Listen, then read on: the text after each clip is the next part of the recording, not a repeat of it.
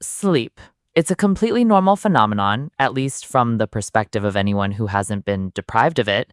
It's a biological process that expects you to dedicate 8 hours out of every 24 to it, with zero reward. Well, other than being able to function like a semi human being the next day. In fact, sleep is like an appointment that's almost always late. They tell us sleep is a divine gift, a blessing, a chance to recharge. It's like plugging in your phone, but with the added risk that if you don't charge properly, you might tell your coworkers you hate them or drink with a pen instead of coffee. A lot of people see sleep as their only escape from reality, but the reality is, sleeping is a struggle in itself. All right, it's 8 p.m. Everything is calm and orderly.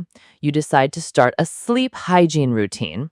This means a cool, dark, and quiet room, no screens for an hour before bed, reading a book, meditation. You do all these things because the experts told you it's the best way.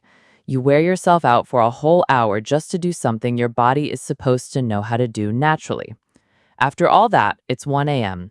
Everything is calm. You try to sleep. All you have to do is close your eyes and empty your mind of everything. But suddenly, your brain decides to hold an emergency conference. Your brain says, "Hey, buddy, you know this is the perfect time to think about all your life's mistakes and all the awkward conversations you've had in the past." And you, like an idiot, are convinced. Just as you're thinking about a stupid mistake, the clock hits 3 a.m., and a new worry starts. Well, now I've really missed my window. Now I have to sleep for 3 hours to have 4 hours to be awake. And your brain just looks at you with a sarcastic grin. After a sleepless night, people try to help you with phrases like, just don't stress. Yeah, thanks for the advice. I really hadn't thought about that before. Or drink warm milk. Right, because the last thing I need at 3 a.m. is to feel hungry and have to go to the fridge. Or put your phone away.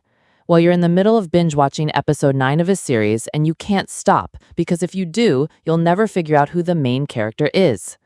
And this cycle continues. You stayed awake until you hate yourself, then you fall asleep, and when you wake up, you feel like you've been run over by a truck.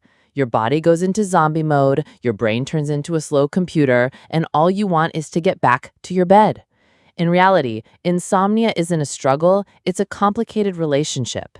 You beg for it at night, you hate it in the morning, and the next night, you go back to it all over again.